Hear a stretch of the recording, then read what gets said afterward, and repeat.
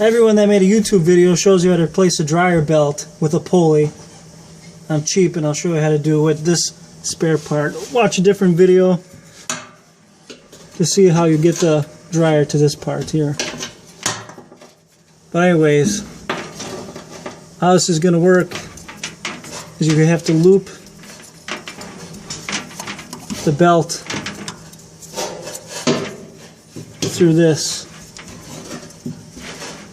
like that. Pull it through.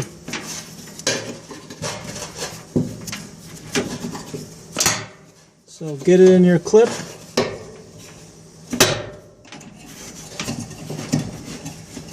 Reach under. Pull it up tight so you get enough space to get it around there. Make sure you line it up so you don't rip your belt right away. And that is how you get that on.